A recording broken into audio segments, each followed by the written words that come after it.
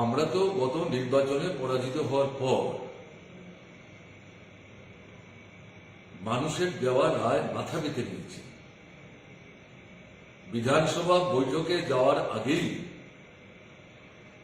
আমি যেদিন আমার পদত্যাগপত্র তৎকালীন রাজ্যপালের কাছে তুলে দিয়েছি, ওখান থেকে নেমে আসবার সময় সিঁড়ির মুখেই সাংবাদিক বন্ধুরা আমাকে নানা প্রশ্ন করেছেন, তাতে পরিষ্কার হয়েছে আমরা পরাজিত হয়েছি। মানুষ আমাদের পরিবর্তন করেছেন, নতুন সরকার এনেছেন, নতুন সরকার অনেকগুলি প্রতিশ্রুতি দিয়েছেন। আমরা এই প্রতিশ্রুতিগুলি রূপায়ণ করার ক্ষেত্রে তারা যদি ইতিবাচক পদক্ষেপ গ্রহণ করে আমরা তাদেরকে সর্বতভাবে সমর্থন করব। বিধানসভার ভেতর প্রথম অধিবেশনে যখন আমরা গেলাম, রাজ্যপালের ভাষণ, বাজেট অধিবেশন, পরিষ্কারভাবে আমরা বলেছি সংসদীয় ব্যবস্থা জয় পরাজয় থাকবে। একদল বিরোধী দল তারা সরকারে আসবে, সরকারে আছেন তারা বিরোধী দলে যেতেই পারে। আমাদের সংসদীয় ব্যবস্থার মধ্যে এটা মানে নতুন ঘটনা না, অস্বাভাবিক ঘটনা না। কিন্তু আমরা যেটা বলতে চাইছি, আমরা সর্বতভাবে জনকল্যাণে আপনাদের দেওয়া প্রতিশ্রুতি রূপায়ণের প্রশ্নে আপনারা যে উদ্যোগ গ্রহণ করবেন আমরা নিশ্চয়ই আপনাদের সাহায্য করব। আমাদের যা যা সাহায্য চাইবেন সর্বতভাবে আমরা সাহায্য করব। ইভেন বাজেট বক্তৃতা করার সময় প্রথমবার বলেছি যে অনেকগুলি বিষয় বলেছেন, এগুলি করতে গেলে প্রচুর টাকা লাগবে। এই টাকাটা ত্রিপুরায় সংগ্রহ করা কঠিন এবং এই সরকারের তহবিল সম্পর্কে আমাদের ধারণা আছে। এখানে যদি কেন্দ্রীয় সরকার সাহায্য না করে এই সরকার এগুলি কি করে বাস্তবায়িত করবেন? এই প্রশ্নের কেন্দ্রের উপর চাপ সৃষ্টি করতে হবে এবং সেখানে শাসক দল বিরোধী দল একসাথে মিলে যেতে আমাদের কোনো আপত্তি নেই।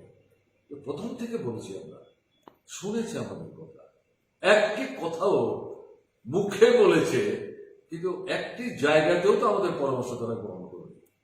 একটি জায়গাতে দৃষ্টান্ত চাইলে আমি একটার পর একটা দৃষ্টান্ত দিতে পারব। এখন মানিকবাবু তিনি নতুন করে মুখ্যমন্ত্রীর দায়িত্ব নিয়েছেন, তিনি কি আবেদন রেখেছেন, তার আবেদনের পরিপ্রেক্ষিতে বলব অতীতের আবেদন এবং কর্মক্ষেত্রে যে অভিজ্ঞতা এর মধ্যে কোনো মিল নাই। মানিকবাবু যদি নতুন মুখ্যমন্ত্রীর দায়িত্ব নিয়ে আন্তরিকভাবে বিরোধীদের সাহায্য নিয়ে রাজ্যের এবং রাজ্যের জনগণের স্বার্থে কাজ করতে চান, নিশ্চয়ই আমরা তাকে সহযোগিতা করব। কিন্তু এখানে তার কাছে যেটা আমাদের বক্তব্য থাকবে, প্রথম হচ্ছে সন্ত্রাস বন্ধ করতে হবে, সংবিধান ঠিক মতো লাগু করতে হবে, বিরোধীদের উপর যে আক্রমণ এটা বন্ধ করতে হবে, সমাজ বিরোধীদের যে দৌরাত্ম আপনাদের দলের প্রত্যক্ষ পরোক্ষ প্রশ্রয়ে সরকারের নীরবতা এটা একটা প্রশ্রয় হিসেবে ব্যবহার করে যারা এই কাণ্ড কারখানাগুলো করেছে এগুলো বন্ধ করতে হবে, শক্ত হাতে এগুলো মোকাবেলা করতে হবে। নানা দল থাকবে সংসদীয় ব্যবস্থায়, তারা তাদের কথাবার্তা বলবেন, বক্তব্য রাখবেন, মতামত ব্যক্ত করবেন, আন্দোলন করবেন, সংগ্রাম করবেন, অবশ্যই গণতান্ত্রিক পদ্ধতিতে। এগুলোর উপর কোন রকম বাধা নিষেধ চলবে না। ভোটের অধিকার লুট হলো, এটা বন্ধ করতে হবে, নির্বিঘ্নে, নির্বিবাদে, নির্ভয়ে, অকুত ভয়ে যার যাকে ভোট দেওয়ার ইচ্ছে সে তাকে ভোট দেবে, কোন রকম হস্তক্ষেপ না। রিগিং, এই যে নিকৃষ্ট সংস্কৃতিটা আমদানি করা হয়েছে এটাকে সম্পূর্ণভাবে বন্ধ করতে হবে, স্তব্ধ করতে হবে। সংবাদপত্রের উপর, প্রচার মাধ্যমের উপর যে আক্রমণ এগুলি বন্ধ করতে হবে। তারা স্বাধীনভাবে কাজ করবে, এটা একটা দিক। অন্যদিকে জনস্বার্থবাহী যাই কয়েক মাস সময় আছে, চাইলে এই সময়ের মধ্যে কতগুলো ইতিবাচক পদক্ষেপ নেওয়া যায়। জিনিসপত্রের দরদাম বাড়ছে, মানুষের মানে যে স্পর্শের সীমা অতিক্রম করে চলে গেছে, এটা নিয়ন্ত্রণ করার জন্য কে দায়িত্ব নেবে? সরকারকে দায়িত্ব নিতে হবে। যার যেমন খুশি দাম বাড়িয়ে চলছেন, এটা নিয়ন্ত্রণ থাকবে না। এটার দিকে নজর দেওয়া দরকার। রেগার কাজ, টুয়েফের কাজ, লাইন ডিপার্টমেন্ট গুলো 16টা 17টা লাইন ডিপার্টমেন্ট, কোনো কাজ নাই, মুখ থুবড়ে পড়ে আছে। জল নাই, সেচ নাই, বিদ্যুৎ নাই, আপনার এখানে রাস্তাঘাট ভেঙে চৌচি, রেগার কাজের মজুরি নাই, মজুরি লুট হয়ে যাচ্ছে। টুয়েফের কাজ নাই, তাতে যাও মজুরি তাও ঠিক সময় পাচ্ছে না। এটাও জোর করে থামাবে বসাবার চেষ্টা হচ্ছে। এগুলি বন্ধ করতে হবে। মানুষের কাজের ব্যবস্থা করতে হবে, রোজগারের ব্যবস্থা করতে হবে, খাদ্যের ব্যবস্থা করতে হবে, অর্ধাহার অনাহার বন্ধ করতে হবে।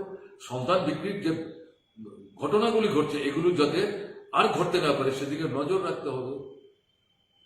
এগুলো করার ক্ষেত্রে সরকারকে ভূমিকা নিতে হবে। শূন্যপদ পূরণে এগিয়ে আসতে হবে, নতুন পদ সৃষ্টি করবেন। এটা কতটা পারবেন না পারবেন আপনারা হিসাব করে দেখবেন। 10,323 যেভাবে এদেরকে রাস্তায় দাঁড় করে সেটা মানে বেমালুম এটাকে ছুঁড়ে ফেলে দিয়ে এদেরকে এখন বিগত মুখ্যমন্ত্রীর নেতৃত্বে যে সরকারটা চলেছে তারা কি ভূমিকা নিয়েছে। মুখ্যমন্ত্রীর বাড়ির সঙ্গে কথা বলতে গেলেন, সেখানেই তারা আক্রান্ত হয়ে গেল। এটা বন্ধ হওয়া দরকার। তাদেরকে কাজে ফিরিয়ে নিন। এখানে 130টা 32টা শিক্ষক তারা মারা গেছেন, তাদের পরিবারগুলো কি করে বাঁচবে? এই পরিবারগুলো একটা বিকল্প ব্যবস্থা করা দরকার। মানবিক যদি হন এগুলো তো দেখতে হবে, এবং এই সমস্ত মিলিয়ে নজর দেওয়া দরকার। নতুন পদ সৃষ্টি করতে না পারেন অন্তত শূন্য পদগুলো পূরণ করুন। এগুলো করা দরকার, আপনাদেরই প্রতিশ্রুতি। কাজে এই বিষয়গুলো সম্পর্কে কিছু না করে শুধু শুধু যদি বলেন যে আমরা সবাইকে নিয়ে কাজ করতে চাই, কি কাজ করবেন? এটা শুধু আমাদের কথা না, যে কোনো রাজনৈতিক দলকে জিজ্ঞেস করলে পর, শাসক দল বাদ দিলে পরে সবাইকে এগুলিই বলবেন। এগুলির প্রশ্নে যদি ইতিবাচক কোনো ভূমিকা নিয়ে অগ্রসর হওয়ার চেষ্টা করে নিশ্চয়ই আমরা সাহায্য করবো। কেন সাহায্য করবো না? বিরোধী দলগুলি শুধু চোখ কান বন্ধ করে বিরোধিতা করবে, তাহলে তারা তো জনবিচ্ছিন্ন হয়ে যাবে। জনবিচ্ছিন্ন শিক্ষা নিয়ে কি চলছে? চপলতা চলছে, যা খুশি তা চলছে। এটা চলতে পারে? গরিবের ছেলে মেয়ে পড়বে না ত্রিপুরায়? স্বাস্থ্য ব্যবস্থাটা ভেঙে মানে তছনছ হয়ে গেছে, এটাকে আবার একটা জায়গায় ফিরিয়ে আনতে হবে না? কাজে এই সমস্ত প্রশ্ন মিলিয়ে মানিকবাবুর নেতৃত্বে যদি সত্যি সত্যি সরকার সবাইকে নিয়ে কাজ করতে চায়, এই পদক্ষেপগুলি নেওয়ার পাশাপাশি বিরোধীদের সহযোগিতা চাইলে আমরা তো আমাদের কথা বলবো, নিশ্চয়ই আমরা সহযোগিতা করবো। কেন করবো না? নিশ্চয়ই আমরা সহযোগিতা করবো। তাকে ততক্ষণ তার বিরুদ্ধে কোনো মামলা নেই। বিজেপি সরকার গেলে পরে তাদের বিরুদ্ধে মামলা করলে তখন আমরা দেখব এই সাহস পেল কোথায়? মুখ্যমন্ত্রী তো স্বরাষ্ট্রমন্ত্রী ছিলেন, কে দিল এই সাহস? আমরা শুনছি পুলিশের ঊর্ধ্বতন কর্তৃপক্ষ থানা দেখতে বেরিয়ে থানায় গিয়ে অ্যাসেসমেন্ট করার চেষ্টা করছে বিজেপির অবস্থা কিরকম, অন্য দলের অবস্থা কিরকম। পুলিশ যখন স্বতঃস্ফূর্ত ভাবে সাধারণ মানুষের প্রতিক্রিয়া বিজেপি বিরুদ্ধে বলছে, সেই অফিসার রেগে অগ্নিশর্ম হয়ে যাচ্ছেন। কেন এরকম অবস্থা? কি অদ্ভুত কাণ্ড বলুন তো। তাহলে এই যে পরিস্থিতি চলছে, আইনের শাসনটা কোথায়? এতে জঙ্গলের শাসন। প্রতিদিন রাজপথে বেয়ারিশ লাশ মিলছে, প্রতি সপ্তাহে একদিন দুদিন মৃত মহিলার দেহ পাওয়া যাচ্ছে। মায়েদের, বোনেদের, আমাদের কিশোরদের বিরুদ্ধে যে ক্রাইম, এটা লিমিটলেস হয়ে গেছে। কোথায় আপনার এই মাদক বর্জনের স্লোগান? এ তো ত্রিপুরা রাজ্যে তো এটা মাদকের মানে ভান্ডার হয়ে গেছে।